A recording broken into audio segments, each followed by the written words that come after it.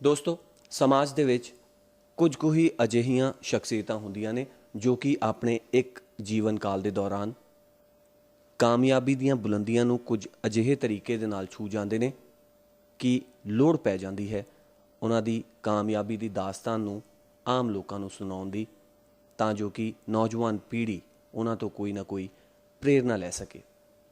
ਸੋ ਇਹ ਟੀਚਾ ਮਿੱਥਿਆ PTC ਦੀ team ਨੇ ਅਤੇ ਖਾਸ ਪੰਜਾਬ ਭਾਰਤ ਦੀਆਂ ਉਹਨਾਂ ਸ਼ਖਸੀਅਤਾਂ ਨੂੰ PTC ਅਚੀਵਰ ਅਵਾਰਡ ਦੇ ਕੇ ਸਨਮਾਨਿਆ ਜਿਨ੍ਹਾਂ ਨੇ ਕਿ ਬੜੇ ਘੱਟ ਵਕਫੇ ਦੇ ਦੌਰਾਨ ਬੜਾ ਲੰਬਾ ਸਫ਼ਰ ਕਾਮਯਾਬੀ ਦਾ ਤੈਅ ਕੀਤਾ ਸੀ। ਅਤੇ ਇਹਨਾਂ ਦੇ ਵਿੱਚੋਂ ਇੱਕ ਵੱਡੀ ਸ਼ਖਸੀਅਤ ਸਾਡੇ ਨਾਲ ਮੌਜੂਦ ਹੈ ਜਿਸ ਦਾ ਨਾਮ ਹੈ ਪੁਨੀਤ ਖੰਨਾ। ਇਹ ਚੰਡੀਗੜ੍ਹ ਦੇ ਵਿੱਚ ਅਤੇ ਇਸ ਤੋਂ ਇਲਾਵਾ ਹੋਰ 2 ਥਾਵਾਂ 'ਤੇ ਇਹਨਾਂ ਦੀਆਂ ਸਰਵਿਸਿਜ਼ ਜਿਹੜੀਆਂ ਨੇ ਉਹ ਦੇ ਰਹੇ ਨੇ। ਓਮ ਗਲੋਬਲ ਇਹ ਸਿੱਖਿਆ ਦੇ ਖੇਤਰ ਦੇ ਵਿੱਚ ਵੱਡਾ ਯੋਗਦਾਨ ਪਾ ਰਹੇ ਨੇ। ਪੰਜਾਬ ਦੀ ਜਿਹੜੀ ਨੌਜਵਾਨ ਪੀੜ੍ਹੀ ਹੈ ਉਸ ਨੂੰ ਬਾਹਰਲੇ ਮੁਲਕਾਂ ਦੇ ਵਿੱਚ ਭੇਜ ਕੇ ਵੀਜ਼ਾਸ ਉਹਨਾਂ ਨੂੰ ਦਵਾ ਕੇ ਉੱਥੇ ਪੜ੍ਹਾਉਣ ਦਾ ਇਹਨਾਂ ਨੇ ਟੀਚਾ ਮਿੱਥਿਆ ਹੋਇਆ, ਜੋ ਕਿ ਬੜਾ ਕਾਮਯਾਬ ਉਪਰਾਲਾ ਸਾਬਤ ਹੋਇਆ। ਸਰ ਸਾਡੇ ਨਾਲ ਮੌਜੂਦ ਨੇ। ਸਰ, ਸਭ ਤੋਂ ਪਹਿਲਾਂ ਤਾਂ ਤੁਹਾਨੂੰ ਬਹੁਤ-ਬਹੁਤ ਵਧਾਈ, ਕਿਉਂਕਿ ਇੱਕ ਬੜਾ ਵੱਡਾ ਜਿਹੜਾ ਹੈ ਅਵਾਰਡ ਦਿੱਤਾ ਗਿਆ ਜਿਸ ਦੇ ਨਾਲ ਤਕਰੀਬਨ ਜਿੰਨਾ ਵੀ ਐਂਟਰਪ੍ਰੈਨਿਓਰਸ ਨਾਲ ਸਾਡੀ ਮੁਲਾਕਾਤ ਹੋਈ ਬੜੇ ਉਤਸ਼ਾਹਿਤ ਹੋਏ। ਸ਼ੁਕਰੀਆ ਜੀ। ਔਰ PTC ਦਾ ਸਭ ਤੋਂ ਪਹਿਲਾਂ ਮੈਂ ਧੰਨਵਾਦ ਕਰਾਂਗਾ। PTC ਨੇ ਉਪਰਾਲਾ ਕੀਤਾ ਕਿ PTC ਅਚੀਵਰਸ ਅਵਾਰਡ ਵੱਖਰੇ ਵੱਖਰੇ ਖੇਤਰ ਦੇ ਵਿੱਚ ਹਰ ਤਰ੍ਹਾਂ ਦੇ ਲੋਕਾਂ ਨੂੰ ਜਿਨ੍ਹਾਂ ਨੇ ਜ਼ਿੰਦਗੀ ਦੇ ਵਿੱਚ ਕਾਮਯਾਬੀਆਂ ਹਾਸਲ ਕੀਤੀਆਂ, ਜਿਨ੍ਹਾਂ ਦੀ ਲਾਈਫ ਤੋਂ ਸਾਨੂੰ ਆਪ ਨੂੰ ਕੁਝ ਸਿੱਖਣ ਨੂੰ ਮਿਲਦਾ। ਸੋ ਇਹ ਕੰਮ PTC ਨੇ ਕਰਕੇ ਔਰ ਬਹੁਤ-ਬਹੁਤ ਉਹਨਾਂ ਦਾ ਸ਼ੁਕਰੀਆ ਅਦਾ ਕਰਨਾ ਚਾਹਾਂਗਾ ਜੀ। ਜੇ ਸਰ ਦੇ ਜੀਵਨ ਦੇ ਉੱਤੇ ਇੱਕ ਪੰਛੀ ਝਾਤ ਮਾਰੀ ਜਾਵੇ ਤਾਂ 8 ਕਰੋੜ ਦਾ ਇੱਕ ਸਮਾਂ ਆਇਆ ਸੀ ਜਦੋਂ ਤੁਸੀਂ ਥੱਲੇ ਲੱਗ ਗਏ ਸੀਗੇ, ਜਦੋਂ ਤੁਹਾਡੇ ਬਿਜ਼ਨਸ ਦੀ ਹਾਲੇ ਸ਼ੁਰੂਆਤ ਹੀ ਹੋਈ ਸੀਗੀ। ਉਹ ਇੱਕ ਵਾਰੀ ਪਲ ਜਾਣਨਾ ਚਾਹਾਂਗੇ ਕਿ ਕੀ ਪਲ ਸੀ ਅਤੇ ਸ਼ੁਰੂਆਤ ਤੁਹਾਡੀ ਕਿੱਥੋਂ ਹੋਈ? ਦੇਖੋ, ਇੱਕ ਕਾਲਜ ਸੀਗਾ UK ਦਾ, ਸਾਰੇ ਰੂਲਸ ਐਂਡ ਰੈਗੂਲੇਸ਼ਨਸ ਓਬੇ ਕਰਕੇ ਉਸ ਕਾਲਜ ਨੇ ਐਡਮਿਸ਼ਨਸ ਲਈਆਂ ਸੀਗੀਆਂ। 2010 ਦੀ ਗੱਲ ਹੈ, 2009-2010 ਦੀ। ਉਸ ਕਾਲਜ ਨੇ ਅਲਟੀਮੇਟਲੀ ਉਹਨਾਂ ਸਟੂਡੈਂਟਸ ਦਾ ਜਿਹੜਾ ਰੀਫੰਡ ਸੀਗਾ, ਸਟੂਡੈਂਟਸ ਨੇ ਆਪਣੀਆਂ ਐਡਮਿਸ਼ਨਸ ਕਰਾਈਆਂ ਸੀਗੀਆਂ, ਉਹਨਾਂ ਐਡਮਿਸ਼ਨਸ ਦਾ ਜਿਹੜਾ ਪੈਸਾ ਸੀਗਾ ਉਸ ਕਾਲਜ ਨੇ ਉਹਨਾਂ ਸਟੂਡੈਂਟਸ ਨੂੰ ਰੀਫੰਡ ਨਹੀਂ ਕੀਤਾ। ਸੋ ਉਹ ਟਾਈਮ ਸੀਗਾ ਜਦੋਂ ਉਸ ਕਾਲਜ ਦੇ ਉੱਤੇ UK ਦੇ ਵਿੱਚ ਕੇਸ ਵੀ ਕੀਤਾ ਗਿਆ ਸਾਡੇ ਵੱਲੋਂ। ਉਸ ਕਾਲਜ ਦੇ ਅਕਾਊਂਟਸ ਵੀ ਸੀਲ ਕਰਾਏ ਗਏ ਅਲਟੀਮੇਟਲੀ ਕਿਸੇ ਤਰ੍ਹਾਂ ਕਿ ਉਹਦੇ ਤੋਂ ਪੈਸੇ ਵਾਪਸ ਮਿਲਣ। ਬਟ ਕੁਛ ਲਾਅ ਇੱਦਾਂ ਦਾ ਸੀਗਾ UK ਦਾ ਕਿ ਅਸੀਂ ਉਹਦੇ ਨਾਲ ਫੋਰਸਫੁਲੀ ਕਿਸੇ ਤਰ੍ਹਾਂ ਪੈਸੇ ਨਹੀਂ ਸੀ ਲੈ ਸਕਦੇ। ਉਹ ਜੇ ਕੋਈ ਬੈਂਕਰਪਸੀ ਆਪਣੀ ਉਹਨੇ ਫਾਈਲ ਕਰ ਲਈ। ਬਟ ਉਸ ਟਾਈਮ ਆਰਡਰ ਆਫ ਦਾ ਡੇ ਇਹ ਸੀਗਾ, ਬਹੁਤ ਲੋਕਾਂ ਦਾ ਕਹਿਣਾ ਸੀਗਾ ਕਿ ਸ਼ਾਇਦ ਇਹ ਭੱਜ ਜਾਣਗੇ, ਸ਼ਾਇਦ ਕੰਮ ਛੱਡਣਾ ਪਊਗਾ। But stood there, fought with the time, fought with everything. ਹਰ ਸਟੂਡੈਂਟ ਨੂੰ ਕਿਸੇ ਨਾ ਕਿਸੇ ਤਰ੍ਹਾਂ ਉਦੋਂ ਸੈਟਲ ਕੀਤਾ। ਇਸ ਸਾਰੀ ਚੀਜ਼ 'ਚੋਂ ਨਿਕਲ ਕੇ ਅਲਟੀਮੇਟਲੀ ਦੁਬਾਰਾ ਇੱਕ ਵਾਰੀ ਇਸੇ ਇੰਡਸਟਰੀ ਦੇ ਵਿੱਚ ਬਹੁਤ ਸਾਰੇ ਸਟੂਡੈਂਟਸ ਨੂੰ ਦੁਬਾਰਾ ਵਿਦੇਸ਼ ਦੇ ਵਿੱਚ ਵੱਖਰੀ ਵੱਖਰੀ ਯੂਨੀਵਰਸਿਟੀਆਂ ਕਾਲਜਾਂ ਦੇ ਵਿੱਚ ਪੜ੍ਹਨ ਲਈ ਭੇਜਿਆ। So that was a time ਵਿਚ ਚੇਂਜਡ ਅ ਲੋਟ। ਇੱਕ ਛੋਟੇ ਜਿਹੇ ਸਮੇਂ ਦੇ ਵਿੱਚ ਕਾਫੀ ਕੁਝ ਸਿਖਾਤਾ ਉਸ ਟਾਈਮ ਨੇ ਕਿ ਕੀ ਪ੍ਰੀਕਾਸ਼ਨਸ ਨੇ ਜਿਹੜੀਆਂ ਇਸ ਇੰਡਸਟਰੀ 'ਚ ਲੈਣੀਆਂ ਚਾਹੀਦੀਆਂ, ਕੀ ਚੀਜ਼ਾਂ ਨੇ ਜਿਹਦਾ ਸਟੂਡੈਂਟ ਦਾ ਹੱਕ ਕਿਸ ਤਰ੍ਹਾਂ ਬਚਾ ਕਰਕੇ ਰੱਖਣਾ ਚਾਹੀਦਾ। So that was something which had a lot to be learned. ਕਾਫੀ ਪ੍ਰੋਬਲਮਸ ਜਿਹੜੀਆਂ ਆਮ ਸਟੂਡੈਂਟਸ ਨੂੰ ਆਉਂਦੀਆਂ ਨੇ, ਸੈਂਕੜੇ ਸਟੂਡੈਂਟਸ ਨੂੰ ਤੁਸੀਂ ਵੀਜ਼ਾ ਲਗਵਾ ਚੁੱਕੇ ਹੋ। ਕਿਤੇ ਨਾ ਕਿਤੇ ਪੁਨੀਤ ਖੰਨਾ ਵੀ ਕਦੀ ਬਾਹਰ ਜਾਣ ਦਾ ਸੁਪਨਾ ਦੇਖਦਾ ਸੀਗਾ ਅਤੇ ਵੀਜ਼ਾ ਰਿਜੈਕਟ ਹੋ ਗਿਆ ਸੀ। ਸੰਨ 2004 ਦੀ ਗੱਲ ਹੈ ਜੀ। ਮੈਂ ਆਪਣੀ ਗ੍ਰੈਜੂਏਸ਼ਨ ਖ਼ਤਮ ਕਰਨ ਤੋਂ ਬਾਅਦ 1 ਸਾਲ 1.5 ਸਾਲ ਕੋਈ ਜੋਬ ਕਰਨ ਤੋਂ ਬਾਅਦ ਫਿਰ ਆਪਣਾ ਜਿੱਦਾਂ ਪੰਜਾਬ ਦੇ ਵਿੱਚ ਹਰ ਇੱਕ ਦੀ ਇੱਕ ਖੁਆਇਸ਼ ਹੈਗੀ ਹੈ ਕਿ ਬਾਹਰ ਜਾ ਕੇ ਪੜ੍ਹੇ, ਬਾਹਰ ਜਾ ਕੇ ਸੈਟਲ ਹੋਏ, ਮੈਂ ਵੀ ਉਹਨਾਂ 'ਚੋਂ ਇੱਕ ਸੀਗਾ। ਅਤੇ 2004 ਦੇ ਵਿੱਚ ਕੈਨੇਡਾ ਦਾ ਸਟੂਡੈਂਟ ਵੀਜ਼ਾ ਆਪਣਾ ਅਪਲਾਈ ਕੀਤਾ ਅਤੇ ਬਹੁਤ ਚੰਗੇ ਨੰਬਰ ਸੀਗੇ, ਅਕੈਡਮਿਕਲੀ ਸਟਰੋਂਗ ਸੀਗਾ, ਆਇਲਸ ਵੱਲੋਂ ਵੀ ਬੜੀ ਪ੍ਰੋਬਲਮ ਨਹੀਂ ਸੀ। ਜੇ ਅੱਜ ਦੇ ਟਾਈਮ ਦੇ ਹਿਸਾਬ ਨਾਲ ਵੀ ਦੇਖਿਆ ਜਾਏ ਤਾਂ ਇੱਕ ਪੋਜ਼ੀਟਿਵ ਪ੍ਰੋਫਾਈਲ ਕੇਸ ਸੀਗਾ। ਬਟ ਕਿਸੇ ਕਾਰਨ ਅੰਬੈਸੀ ਨੇ ਵੀਜ਼ਾ ਨਹੀਂ ਦਿੱਤਾ ਅਤੇ ਉਹ ਟਾਈਮ ਸੀਗਾ ਇੱਕ ਰੀਅਲਾਈਜੇਸ਼ਨ ਹੋਈ ਕਿ ਐਕਚੁਅਲੀ 'ਚ ਵੀਜ਼ੇ ਦੀ ਵੈਲਿਊ ਕੀ ਹੈ, ਐਕਚੁਅਲੀ ਦੇ ਵਿੱਚ ਵੀਜ਼ਾ ਰਿਫਿਊਜ਼ ਹੁੰਦਾ ਅਤੇ ਉਹਦਾ ਕੀ ਦੁੱਖ ਹੁੰਦਾ। ਅਤੇ that was kind of A turning point. ਪਹਿਲਾਂ ਤਾਂ ਹਫ਼ਤਾ 10 ਦਿਨ ਤੱਕ ਘਰੋਂ ਹੀ ਨਹੀਂ ਬਾਹਰ ਨਿਕਲਿਆ ਜੀ। ਬੜਾ ਮਹਿਸੂਸ ਹੋਇਆ ਕਿ ਕਿਉਂ ਇੱਦਾਂ ਹੋਇਆ ਜਦ ਕਿਸੇ ਤਰ੍ਹਾਂ ਦੀ ਕੋਈ ਪ੍ਰੋਬਲਮ ਨਹੀਂ ਸੀ। ਫਿਰ ਹੌਲੀ ਹੌਲੀ ਥੋਟ ਪ੍ਰੋਸੈਸ ਇਸ ਪਾਸੇ ਗਿਆ ਕਿ ਮੈਂ ਜਿਹੜਾ ਆਪਣਾ ਬਾਹਰ ਜਾਣ ਦਾ ਸੁਪਨਾ ਸੀਗਾ ਕਿ ਕਿਸੇ ਤਰ੍ਹਾਂ ਆਪਣੇ ਛੋਟੇ ਭਰਾ ਦੇ ਵਿੱਚ ਪੂਰਾ ਕਰਨ ਦੀ ਕੋਸ਼ਿਸ਼ ਕੀਤੀ।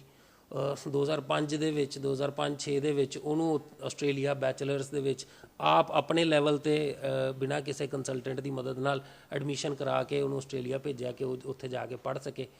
ਤੇ ਜਦੋਂ ਉਹਨੂੰ ਭੇਜਿਆ ਤੇ ਉਦੋਂ ਇੱਕ ਦੂਜੀ ਰੀਅਲਾਈਜੇਸ਼ਨ ਹੋਈ ਕਿ ਸ਼ਾਇਦ ਮੇਰੇ ਭਰਾ ਵਰਗੇ ਹੋਰ ਬਹੁਤ ਲੋਕ ਨੇ ਜਿਨ੍ਹਾਂ ਨੂੰ ਮੇਰੀਆਂ ਸਰਵਿਸਿਜ਼ ਹੋ ਸਕਦਾ ਕੰਮ ਆਉਣ, ਜਾਂ ਜੋ ਟੈਕਨੀਕਲ ਨੌਲੇਜ ਮੈਂ ਇਸ ਚੀਜ਼ ਬਾਰੇ ਲੈ ਸਕਦਾ ਉਹ ਉਹਨੂੰ ਅੰਡਰਸਟੈਂਡ ਹੋਵੇ। ਕਿਉਂਕਿ ਜਦੋਂ ਮੇਰਾ ਵੀਜ਼ਾ ਆਪਣਾ ਰਿਫਿਊਜ਼ ਹੋਇਆ ਤਾਂ ਮੈਨੂੰ ਲੱਗਾ ਕਿ ਜੇ ਮੈਂ ਰੂਲਸ ਐਂਡ ਰੈਗੂਲੇਸ਼ਨਸ ਪੜ੍ਹ ਕੇ, ਲਾਅ ਬੁੱਕ ਪੜ੍ਹ ਕੇ ਅਪਲਾਈ ਕਰ ਦਿੰਦਾ ਤੇ ਸ਼ਾਇਦ ਵੀਜ਼ਾ ਨਾ ਰਿਫਿਊਜ਼ ਹੁੰਦਾ। So that was a time, ਉਹ ਵੀਜ਼ਾ ਜਿਹੜੀ ਰਿਫਿਊਜ਼ਲ ਹੈਗੀ ਆ ਸ਼ਾਇਦ ਉਹਨੇ ਇਹ ਸਾਰਾ ਕੁਝ ਚੇਂਜ ਕੀਤਾ, ਉਹਨੇ ਮੇਰੇ ਅੰਦਰ ਲਿਆਂਦਾ, ਜੋ ਕਿ ਕਦੀ ਨਹੀਂ ਸੀ ਸੋਚਿਆ ਕਿ ਇਸ ਫੀਲਡ ਦੇ ਵਿੱਚ ਅੱਗੇ ਕਦੀ ਕਰੀਅਰ ਬਣੂਗਾ। ਉਸ ਰਿਫਿਊਜ਼ਲ ਨੇ ਮੇਰੇ ਬ੍ਰਦਰ ਦਾ ਵੀਜ਼ਾ ਅਪਲਾਈ ਕਰਾ ਕੇ ਉਹਨੂੰ ਭੇਜਣ ਤੋਂ ਬਾਅਦ ਫਿਰ ਇਹ ਸਾਰਾ ਚੀਜ਼ ਸਟਾਰਟ ਹੋਈ ਕਿ I can also do this, ਜਿਹਦੇ ਵਿੱਚ ਮੈਂ ਹੋਰ ਲੋਕਾਂ ਨੂੰ, ਜੋ ਕਿ ਮੇਰੇ ਪੰਜਾਬ ਦੇ ਵਿੱਚ ਛੋਟੇ ਭੈਣ ਭਰਾ ਨੇ, ਉਹਨਾਂ ਨੂੰ ਮਦਦ ਕਰਕੇ ਤੇ ਚੰਗਾ ਭਵਿੱਖ ਬਣਾਉਣ ਲਈ ਬਾਹਰ ਭੇਜ ਸਕਦਾ। ਬਿਲਕੁਲ, ਜਿੱਦਾਂ ਇੱਕ ਪਿਓ ਦਾ ਰੋਲ ਹੁੰਦਾ ਹੈ ਆਪਣੇ ਬੇਟੇ ਦੀ ਪਰਵਰਿਸ਼ ਦੇ ਵਿੱਚ, ਜੋ ਕੰਮ ਪਿਤਾ ਨਹੀਂ ਕਰ ਪਾਇਆ ਉਹ ਹਮੇਸ਼ਾ ਚਾਹੇਗਾ ਕਿ ਉਹਦਾ ਬੇਟਾ ਜਿਹੜਾ ਹੈ ਉਹ ਜ਼ਰੂਰ ਕੰਮ ਕਰੇ। ਸੋ ਜਦੋਂ ਵੀਜ਼ਾ ਕਿਤੇ ਨਾ ਕਿਤੇ ਪੁਨੀਤ ਸਰ ਦਾ ਰਿਜੈਕਟ ਹੋਇਆ ਤੇ ਆਪਣੇ ਉਸੇ ਤਰੀਕੇ ਦੇ ਨਾਲ ਉਹਨਾਂ ਨੇ ਚਾਹਿਆ ਕਿ ਮੇਰਾ ਬ੍ਰਦਰ ਉੱਥੇ ਜਾਵੇ ਅਤੇ ਆਪਣੇ ਮਨ ਦੀ ਖੁਆਇਸ਼ ਆਪਣੇ ਬ੍ਰਦਰ ਨੂੰ ਬਾਹਰਲੇ ਮੁਲਕ ਦੇ ਵਿੱਚ ਭੇਜ ਕੇ ਉਹਨਾਂ ਨੇ ਪੂਰੀ ਕੀਤੀ। ਸਭ ਤੋਂ ਵੱਡੀ ਗੱਲ ਇਸ ਦੇ ਵਿੱਚ ਇਹ ਹੈ ਕਿ ਉਹਨਾਂ ਦੇ ਬ੍ਰਦਰ ਨੇ ਇਹਨਾਂ ਦਾ ਪੂਰਾ ਸਾਥ ਦਿੱਤਾ ਅਤੇ ਆਸਟ੍ਰੇਲੀਅਨ ਇਮੀਗ੍ਰੇਸ਼ਨ ਡਿਪਾਰਟਮੈਂਟ ਦੇ ਵਿੱਚ ਉਹ ਕੋਈ ਸਰਵਿਸਿਜ਼ ਨਿਭਾ ਰਹੇ ਨੇ ਅਤੇ ਬੜੇ ਸੁਚੱਜੇ ਤਰੀਕੇ ਦੇ ਨਾਲ ਜੇ ਕੋਈ ਵੀਜ਼ਾ ਰਿਜੈਕਟ ਹੋ ਜਾਂਦਾ ਵਾ ਇਹਨਾਂ ਦੀ ਕੰਪਨੀ ਦੇ ਵਿੱਚੋਂ ਜੋ ਫਾਈਲ ਭੇਜੀ ਗਈ ਹੈ ਤਾਂ ਉਸ ਦੇ ਉੱਤੇ ਸਵਾਲੀਆ ਨਿਸ਼ਾਨ ਪੁਨੀਤ ਸਰ ਦੇ ਬ੍ਰਦਰ ਜਿਹੜੇ ਆਸਟ੍ਰੇਲੀਆ ਦੇ ਵਿੱਚ ਨੇ ਉਹ ਉੱਥੋਂ ਦੇ ਇਮੀਗ੍ਰੇਸ਼ਨ ਡਿਪਾਰਟਮੈਂਟ ਦੇ ਉੱਤੇ ਲਗਾਉਂਦੇ ਨੇ ਕਿ ਆਖਰ ਤੁਸੀਂ ਇਹ ਵੀਜ਼ਾ ਕਿਸ ਬਿਨਾਂ ਦੇ ਉੱਤੇ ਰਿਜੈਕਟ ਕੀਤਾ ਹੈ। ਸੋ ਜਦੋਂ ਉਹ ਕਾਰਨ ਦੱਸਿਆ ਜਾਂਦਾ ਹੈ ਤੇ ਉਸ ਕਾਰਨ ਦਾ ਸਮਾਧਾਨ ਇਸ ਟੇਬਲ ਦੇ ਉੱਤੇ ਹੁੰਦਾ ਹੈ ਜੀ। ਉਸ ਤੋਂ ਬਾਅਦ ਜਦੋਂ ਉਹਨੇ ਉੱਥੇ ਜਾ ਕੇ ਤਾਂ ਆਪਣੀ ਪੜ੍ਹਾਈ ਕਰ ਲਈ, ਫਿਰ ਇੱਕ ਲੱਗਿਆ ਕਿ ਸਟੂਡੈਂਟ ਨੂੰ ਇੱਥੋਂ ਭੇਜਣਾ ਬਹੁਤ ਸੌਖਾ ਹੈ, ਉੱਥੇ ਬੇਗਾਨੇ ਮੁਲਕ ਜਾ ਕੇ ਉਹਨੂੰ ਕਾਫੀ ਚੀਜ਼ਾਂ ਦਾ ਸਾਹਮਣਾ ਕਰਨਾ ਪੈਂਦਾ, ਕਾਫੀ ਪ੍ਰੋਬਲਮਸ ਇੱਦਾਂ ਦੀਆਂ ਆਉਂਦੀਆਂ ਜਿਨ੍ਹਾਂ ਦਾ ਸ਼ਾਇਦ ਨਿਪਟਾਰਾ ਇੱਥੇ ਬਹਿ ਕੇ ਨਹੀਂ ਹੋ ਸਕਦਾ, ਜਿਹਦੇ ਲਈ ਸ਼ਾਇਦ ਇੱਕ ਰਿਪਰੈਜ਼ੈਂਟੇਟਿਵ, ਇੱਕ ਆਫਿਸ, ਇੱਕ ਨੁਮਾਇੰਦਾ ਕੋਈ ਉਸ ਕੰਟਰੀ 'ਚ ਚਾਹੀਦਾ ਤਾਂ ਜੋ ਸਟੂਡੈਂਟ ਨੂੰ ਪੂਰੀ ਮਦਦ ਮਿਲ ਸਕੇ। ਫਿਰ ਆਸਟ੍ਰੇਲੀਅਨ ਗਵਰਨਮੈਂਟ ਦਾ ਕੋਰਸ ਹੈਗਾ, Australian government migration agent regulatory authority body ਹੈਗੀ ਉਹਨਾਂ ਦੀ, ਜਿਹੜੀ ਐਕਚੁਅਲੀ ਸਾਰਾ migration and education, international education govern ਕਰਦੀ ਹੈ। ਉਹਦਾ ਕੋਰਸ ਕਰਾ ਕੇ ਸੁਮਿਤ ਨੂੰ ਉੱਥੇ ਆਫਿਸ ਦਾ ਇੱਕ ਆਪਾਂ ਖੋਲ੍ਹਿਆ। ਉਸ ਆਫਿਸ ਦੇ ਵਿੱਚ ਅੱਜ ਦੀ ਡੇਟ 'ਚ ਆਸਟ੍ਰੇਲੀਆ 'ਚ ਪਿਛਲੇ 10 ਸਾਲਾਂ ਤੋਂ ਕਾਫੀ ਸਟੂਡੈਂਟਸ ਨੇ ਜਿਨ੍ਹਾਂ ਦੀਆਂ ਪ੍ਰੋਬਲਮਸ ਇੱਥੋਂ ਦੀ ਨਹੀਂ ਪੂਰੀਆਂ ਹੋ ਸਕਦੀਆਂ ਸੀ, ਜਿਨ੍ਹਾਂ ਦੇ ਸਮਾਧਾਨ ਇੱਥੋਂ ਨਹੀਂ ਨਿਕਲ ਸਕਦੇ ਸੀ। ਪੜ੍ਹਾਈ ਤੋਂ ਬਾਅਦ ਆਪਣੀ PR, ਪੜ੍ਹਾਈ ਤੋਂ ਬਾਅਦ ਆਪਣੀ ਵਰਕ ਪਰਮਿਟ ਦੀਆਂ ਪ੍ਰੋਬਲਮਸ, ਕੋਈ ਕੋਰਸ ਚੇਂਜ, ਕਾਲਜ ਚੇਂਜ, ਕਿਸੇ ਦੀ ਉੱਥੇ ਮੈਰਿਜ ਹੋ ਜਾਂਦੀ ਹੈ, ਪਾਰਟਨਰ ਵੀਜ਼ਾ, ਜਾਂ ਸਟੂਡੈਂਟ ਉੱਥੇ ਪੜ੍ਹ ਰਿਹਾ, ਉਹ ਸਾਰੀਆਂ ਪ੍ਰੋਬਲਮਸ ਉਦੋਂ ਲੱਗਦਾ ਸੀਗਾ ਕਿ ਇੱਥੇ ਬਹਿ ਕੇ ਸੌਰਟ ਆਊਟ ਕਰ ਲਾਂਗੇ, ਵਿਚ ਵਾਜ਼ ਐਕਚੁਅਲੀ ਨਾਟ ਪੋਸੀਬਲ। ਅਤੇ ਉਹ ਕਰਨ ਤੋਂ ਬਾਅਦ ਜਦੋਂ ਮਾਰਾ ਦਾ ਲਾਇਸੈਂਸ ਹੋ ਗਿਆ ਓਮ ਗਲੋਬਲ ਦੇ ਕੋਲ, ਅਤੇ ਫਿਰ ਸਟੂਡੈਂਟਸ ਨੂੰ ਆਟੋਮੈਟਿਕਲੀ ਕਾਫੀ ਬੈਨੀਫਿਟ ਹੋਣਾ ਸ਼ੁਰੂ ਹੋ ਗਿਆ ਕਿ ਉਹਨਾਂ ਦੀ ਉੱਥੇ ਕੋਈ ਪ੍ਰੋਬਲਮ ਹੈ ਤਾਂ ਉਹਨਾਂ ਨੂੰ ਇਹ ਖੁਸ਼ੀ ਹੁੰਦੀ ਸੀ ਕਿ ਚੱਲ ਸਾਡੇ ਕੋਲ ਇੱਕ ਲੋਕਲ ਆਫਿਸ ਹੈਗਾ ਜਿੱਥੇ ਜਾ ਕੇ ਆਪਾਂ ਆਪਣੀ ਸਮਾਧਾਨ ਪ੍ਰੋਬਲਮਸ ਦਾ ਕਰ ਸਕਦੇ ਹਾਂ। ਤੁਹਾਡਾ ਡਿਪਾਰਟਮੈਂਟ ਹੈ, ਇਸ ਦੇ ਵਿੱਚ ਡਿਫਰੈਂਸ ਜਿਹੜਾ ਹੈ ਉਹ ਕੀ ਹੈ? ਏਜੰਟ ਕੀ ਕਰਦੇ ਨੇ ਬਾਹਰ ਤੇ ਉਹ ਵੀ ਭੇਜਦੇ ਨੇ ਤੇ ਤੁਸੀਂ ਵੀ ਬਾਹਰ ਭੇਜਦੇ ਹੋ, ਡਿਫਰੈਂਸ ਕੀ ਹੈ? ਦੇਖੋ, ਬੜੀ ਥਿਨ ਲਾਈਨ ਹੈਗੀ ਆ ਇੱਕ ਏਜੰਟ ਤੇ ਇੱਕ ਐਜੂਕੇਸ਼ਨ ਕੰਸਲਟੈਂਟ ਦੇ ਵਿੱਚ। ਬੇਸਿਕਲੀ ਵੀਜ਼ਾ ਵੇਚਣ ਵਾਲੀ ਚੀਜ਼ ਨਹੀਂ ਹੈਗੀ। ਅਸੀਂ ਸਟੂਡੈਂਟ ਨੂੰ ਇਹ ਗਾਈਡ ਕਰਦੇ ਹਾਂ, ਮੈਂ ਆਪਣੇ ਲੈਵਲ 'ਤੇ ਉਹਨੂੰ ਇਹ ਦੱਸਣ ਦੀ ਕੋਸ਼ਿਸ਼ ਕਰਦਾ ਕਿ ਤੂੰ ਕਿਸ ਕੋਰਸ ਦੇ ਵਿੱਚ, ਕਿਸ ਕੰਟਰੀ ਦੇ ਵਿੱਚ ਜਾਏ ਤਾਂ ਜੋ ਤੇਰਾ ਫਿਊਚਰ ਅੱਗੋਂ ਦੀ ਬਰਾਈਟ ਹੋ ਸਕੇ। ਜੇ ਕਿਸੇ ਸਟੂਡੈਂਟ ਨੂੰ ਇਹੀ ਨਹੀਂ ਪਤਾ ਕਿ ਮੈਂ ਕੀ ਪੜ੍ਹਨ ਜਾਣਾ ਚਾਹੁੰਦਾ, ਇੱਕ ਬਾਹਰ ਜਾਣਾ ਔਰ ਇੱਕ ਬਾਹਰ ਜਾ ਕੇ ਪੜ੍ਹਾਈ ਕਰਨਾ, ਦੇਰ ਇਜ਼ ਹੈਲ ਲੋਟ ਆਫ ਡਿਫਰੈਂਸ। ਜਦੋਂ ਇਸ ਚੀਜ਼ ਨੂੰ ਆਪਾਂ ਕਿਸੇ ਤਰੀਕੇ ਉਹਨੂੰ ਸਮਝਾਉਂਦੇ ਹਾਂ, ਕਿਸੇ ਤਰੀਕੇ ਸਟੂਡੈਂਟ ਨੂੰ ਪਤਾ ਲੱਗਦਾ ਕਿ ਹਾਂ ਮੇਰਾ ਫਿਊਚਰ ਕੀ ਹੈਗਾ ਇਸ ਕੋਰਸ ਦੇ ਵਿੱਚ ਜਾ ਕੇ, ਕਿਸ ਗਾਈਡਲਾਈਨਸ ਦੇ ਤਹਿਤ ਮੇਰੀ ਵੀਜ਼ਾ ਕੰਡੀਸ਼ਨਸ ਕੀ ਹੈਗੀਆਂ। ਸਭ ਤੋਂ ਜ਼ਰੂਰੀ ਚੀਜ਼ ਹੈਗਾ ਕਿ ਤੁਹਾਨੂੰ ਗਾਈਡੈਂਸ ਹੋਣੀ ਚਾਹੀਦੀ ਹੈ, ਪਤਾ ਹੋਣਾ ਚਾਹੀਦਾ ਕਿ ਕਿਸ ਵੀਜ਼ੇ 'ਤੇ ਚੱਲੇ ਹਾਂ, ਕਿਸ ਤਰ੍ਹਾਂ ਉੱਥੇ ਜਾ ਕੇ ਪੜ੍ਹਾਂਗੇ, ਕੱਲ੍ਹ ਨੂੰ ਇਸ ਪੜ੍ਹਾਈ ਦਾ ਕੀ ਫਾਇਦਾ ਹੋਊਗਾ। ਸਟੂਡੈਂਟ ਨੂੰ ਇਹ ਗਾਈਡ ਕਰਨ ਨਾਲੋਂ ਕਿ ਬਸ ਤੂੰ ਬਾਹਰ ਚੱਲ ਜਾ, ਤੂੰ ਆਸਟ੍ਰੇਲੀਆ ਚੱਲ ਜਾ, ਤੂੰ ਸਿਰਫ ਕੈਨੇਡਾ ਚੱਲ ਜਾ, ਉਹ ਉਹਦੇ ਕੈਰੀਅਰ ਦੇ ਨਾਲ ਇੱਕ ਖਿਲਵਾੜ ਕਰਨ ਵਾਲੀ ਗੱਲ ਹੈ, ਜੋ ਕਿ ਮੈਨੂੰ ਆਪ ਆਸਟ੍ਰੇਲੀਆ ਵਿਜ਼ਿਟ ਕਰਕੇ ਬਹੁਤ ਵਾਰੀ ਹੋਇਆ ਕਿ ਬਹੁਤ ਸਾਰੇ ਸਟੂਡੈਂਟਸ ਇੱਦਾਂ ਦੇ ਮਿਲੇ ਕਿ ਭਾਜੀ ਏਜੰਟ ਨੇ ਕਿਹਾ ਸੀ ਜਾ ਕੇ ਕੋਰਸ ਬਦਲ ਲਈ, ਕਾਲਜ ਬਦਲ ਲਈ। ਜਦੋਂ ਇਹ ਸਾਰੀਆਂ ਚੀਜ਼ਾਂ ਹੁੰਦੀਆਂ ਉਦੋਂ ਪਤਾ ਲੱਗਦਾ ਕਿ ਇੱਕ ਗਲਤ ਐਡਵਾਈਸ, ਇੱਕ ਗਲਤ ਤਰੀਕੇ ਦੇ ਨਾਲ ਕਾਊਂਸਲ ਕੀਤਾ ਹੋਇਆ ਸਟੂਡੈਂਟ ਆਪਣੀ ਸਾਰੀ ਜ਼ਿੰਦਗੀ ਖਰਾਬ ਕਰ ਲੈਂਦਾ। ਜਦੋਂ 8 ਸਾਲ 10 ਸਾਲ ਤੁਸੀਂ ਇੱਕ ਬੇਗਾਨੇ ਮੁਲਕ 'ਚ ਰਹਿ ਕੇ ਆਉਂਦੇ ਹੋ, ਪੜ੍ਹ ਕੇ ਆਉਂਦੇ ਹੋ ਉੱਥੋਂ ਵਾਪਸ, ਉਸ ਤੋਂ ਬਾਅਦ ਤੁਹਾਨੂੰ ਇੰਡੀਆ ਦੁਬਾਰਾ ਆਉਣਾ ਪੈਂਦਾ ਉਹਨਾਂ ਅਨਅਵੋਇਡੇਬਲ ਸਰਕਮਸਟਾਂਸਿਸ ਕਰਕੇ, ਜਿਨ੍ਹਾਂ ਕਰਕੇ ਤੁਹਾਡੀ ਉੱਥੇ PR ਦੀ ਫਾਈਲ ਰਿਜੈਕਟ ਹੋ ਗਈ ਜਾਂ ਤੁਸੀਂ ਡਿਪੋਰਟ ਹੋ ਗਏ ਹੋ ਜਾਂ ਐਲੀਜੀਬਿਲਿਟੀ ਨਹੀਂ ਬਣੀ PR ਦੀ, ਉਸ ਸਟੂਡੈਂਟ ਲਈ ਵਾਪਸ ਆ ਕੇ ਇਸ ਮਾਹੌਲ 'ਚ ਢਲਣਾ ਬਹੁਤ ਔਖਾ ਹੋ ਜਾਂਦਾ। ਜੇ ਤੁਹਾਡੀ ਜ਼ਿੰਦਗੀ ਨੂੰ ਅੱਜ ਤੋਂ 10-15 ਸਾਲ ਰਿਵਾਈਂਡ ਕਰ ਦਿੱਤਾ ਜਾਵੇ ਤੇ ਪੁਨੀਤ ਖੰਨਾ ਕੌਣ ਸੀ? ਕਦੀ ਉਹਨੇ ਸੋਚਿਆ ਸੀ ਕਿ ਅੱਜ ਐਡਾ ਵੱਡਾ ਮੁਕਾਮ ਹਾਸਲ ਹੋਏਗਾ? 10-15 ਸਾਲ ਪਿੱਛੇ ਚੱਲ ਜਾਈਏ ਜੀ, ਤੇ 15 ਸਾਲ ਪਹਿਲਾਂ ਤਾਂ ਉਹੀ ਗੱਲ ਆ ਗਈ ਕਿ ਆਪਣਾ ਵੀਜ਼ਾ ਆਪ ਸੋਚਦੇ ਸੀਗੇ ਕਿ ਕੈਨੇਡਾ ਜਾ ਕੇ ਤੇ ਆਪ ਪੜ੍ਹਾਂਗਾ, ਬਟ ਕੁਡਨਟ ਹੈਪਨ। ਫਿਰ ਕਹਿੰਦੇ ਕਿ ਐਵਰੀਥਿੰਗ ਹੈਪਨਸ ਫॉर ਗੁੱਡ। ਇਸ ਫੀਲਡ ਦੇ ਵਿੱਚ ਆ ਗਿਆ, ਆਲਮੋਸਟ ਸਾਰਾ ਵਰਲਡ ਘੁੰਮ ਲਿਆ, ਹਰ ਕੰਟਰੀ ਜਾ ਕੇ ਦੇਖ ਲਈ, ਆਪਣੇ ਭੇਜੇ ਹੋਏ ਸਟੂਡੈਂਟਸ ਨਾਲ ਮਿਲ ਲਿਆ, ਉੱਥੇ ਉਹਨਾਂ ਨਾਲ ਰਹਿ ਕੇ ਦੇਖ ਲਿਆ ਕਿ ਕੀ ਲਾਈਫ ਸਟਾਈਲ ਉਹ ਜਿੰਦੇ ਆ, ਕਿਸ ਤਰ੍ਹਾਂ ਦਾ ਜੀਵਨ ਬਤੀਤ ਕਰਦੇ ਆ, ਕੀ ਐਕਸਪੈਕਟੇਸ਼ਨਸ ਲੈ ਕੇ ਉਹ ਸਟੂਡੈਂਟ ਉੱਥੇ ਗਿਆ ਸੀਗਾ, ਕੀ ਐਕਸਪੈਕਟੇਸ਼ਨਸ ਉਹਦੀਆਂ ਪੂਰੀਆਂ ਹੋਈਆਂ। ਅਤੇ ਜੇ ਉਸ ਤੋਂ 5 ਸਾਲ ਅੱਗੇ ਆ ਜਾਈਏ, ਮਤਲਬ ਅੱਜ ਤੋਂ 10 ਸਾਲ ਪਹਿਲਾਂ, it was just the beginning of this career. ਅਤੇ ਪੰਜਾਬ ਦੇ ਵਿੱਚ ਹਮੇਸ਼ਾ ਤੋਂ ਹੀ ਬਾਹਰ ਭੇਜਣ ਵਾਲਾ ਜਾਂ ਐਜੂਕੇਸ਼ਨ ਕੰਸਲਟੈਂਸੀ ਜਾਂ ਫੋਰਨ ਐਜੂਕੇਸ਼ਨ ਦਾ ਹਮੇਸ਼ਾ ਤੋਂ ਹੀ ਬਹੁਤ ਸਕੋਪ ਰਿਹਾ। ਕਿੰਨਾ ਕੁ ਸਮਾਂ ਦਫ਼ਤਰ ਨੂੰ ਦੇ ਪਾਉਂਦੇ ਹੋ? ਅਤੇ ਕੁਝ ਗੱਲਾਂ ਨਿੱਜੀ ਜ਼ਿੰਦਗੀ ਦੇ ਬਾਰੇ ਵੀ ਜਾਣਨਾ ਚਾਹਾਂਗੇ ਕਿ ਪਰਿਵਾਰ ਦੇ ਵਿੱਚ ਕੌਣ ਕੌਣ ਨੇ? ਮੈਕਸੀਮਮ ਟਾਈਮ ਆਫਿਸ 'ਚ ਹੀ ਨਿਕਲਦਾ ਹੈ ਜੀ, ਅਤੇ ਰਾਤ ਨੂੰ ਵੀ ਕੰਮ, ਕਿਉਂਕਿ ਨੋਰਮਲੀ ਕੀ ਹੁੰਦਾ ਕਿ ਜਿਹੜੀ ਵੀ ਕੰਟਰੀ ਨਾਲ ਤੁਸੀਂ ਕੰਮ ਕਰਨਾ, ਉਸ ਕੰਟਰੀ ਦੇ ਇੰਟਰਨੈਸ਼ਨਲ ਮੈਨੇਜਰਸ ਜਾਂ ਇੰਟਰਨੈਸ਼ਨਲ ਰਿਕਰੂਟਰਸ ਨਾਲ ਤੁਹਾਡੀ ਗੱਲ ਹੋਣੀ, ਟਾਈਮ ਡਿਫਰੈਂਸ ਤੁਹਾਨੂੰ 24 ਆਵਰ ਵਰਕਿੰਗ ਰੱਖਦਾ। ਇੰਡੀਆ ਦੇ ਹਿਸਾਬ ਨਾਲ ਚੱਲੀਏ ਤਾਂ ਸਵੇਰੇ 5 ਵਜੇ ਆਸਟ੍ਰੇਲੀਆ ਨਿਊਜ਼ੀਲੈਂਡ ਖੁੱਲ੍ਹ ਜਾਂਦਾ, ਅਤੇ ਇੱਥੇ ਰਾਤ ਪੈ ਜਾਂਦੀ ਹੈ, ਅਤੇ USA ਅਤੇ ਕੈਨੇਡਾ 'ਚ ਦਿਨ ਚੜ੍ਹ ਜਾਂਦਾ। ਸੋ ਜੋ ਵੀ ਉਹਨਾਂ ਦੇ ਨਾਲ ਕੰਮ ਹੈ, ਕੋਈ ਪ੍ਰੋਬਲਮਸ ਡਿਸਕਸ ਕਰਨੀਆਂ, ਕੋਈ ਐਡਮਿਸ਼ਨਸ ਹੈ, ਉਹ ਸਾਰਾ ਕੁਛ ਚੱਲਦਾ ਰਹਿੰਦਾ।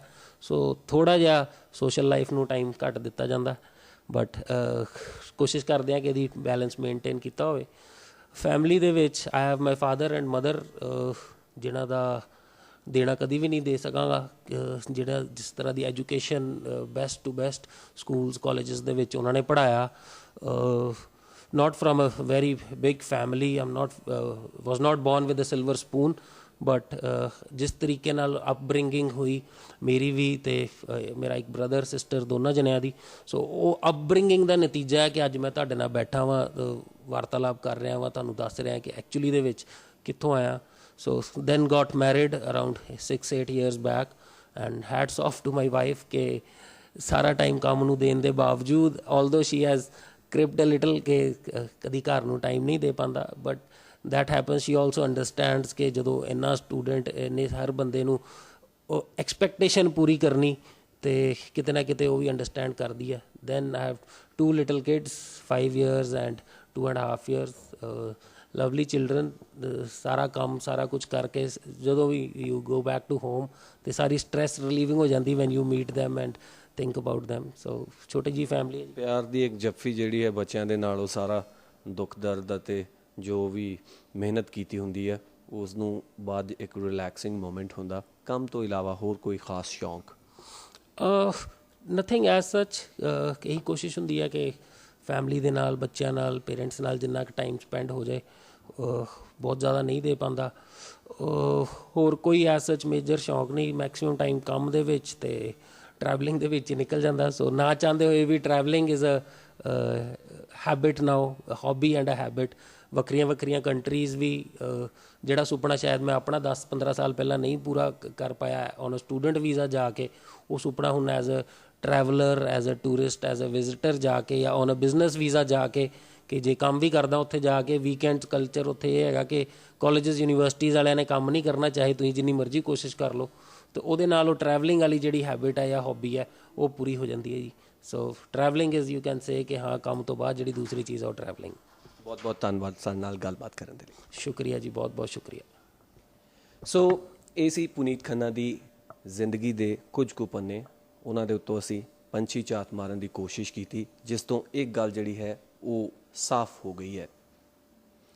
ਇੱਕ ਸਮਾਂ ਸੀ ਜਦ ਇਸ ਇਨਸਾਨ ਦੇ ਖੁਦ ਦੇ ਵੀਜ਼ੇ ਦੇ ਲਾਲੇ ਪਏ ਹੋਏ ਸਨ ਅਤੇ ਸੁਪਨਾ ਟੁੱਟ ਗਿਆ ਸੀ ਬਾਹਰ ਜਾਣ ਦਾ, ਅਤੇ ਇੱਕ ਉਹ ਸਮਾਂ ਅੱਜ ਦੇ ਦੌਰ ਦੇ ਵਿੱਚ ਆ ਗਿਆ ਹੈ ਜਿੱਥੇ ਕਿ ਸ਼ਾਇਦ ਹੀ ਕੋਈ ਕੰਟਰੀ ਹੋਵੇ ਜਿੱਥੇ ਪੁਨੀਤ ਖੰਨਾ ਨਾ ਗਿਆ ਹੋਵੇ। ਸੋ ਜੇਕਰ ਹੌਸਲੇ ਬੁਲੰਦ ਹੋਣ ਤਾਂ ਕੁਝ ਵੀ ਪਾਇਆ ਜਾ ਸਕਦਾ ਹੈ। ਕੈਮਰਾ ਪਰਸਨ ਰਾਜਕੁਮਾਰ ਦੇ ਨਾਲ ਸੁਪ੍ਰੀਤ ਸਿੰਘ ਕਾਲੋਂ, PTC ਨਿਊਜ਼, ਚੰਡੀਗੜ੍ਹ।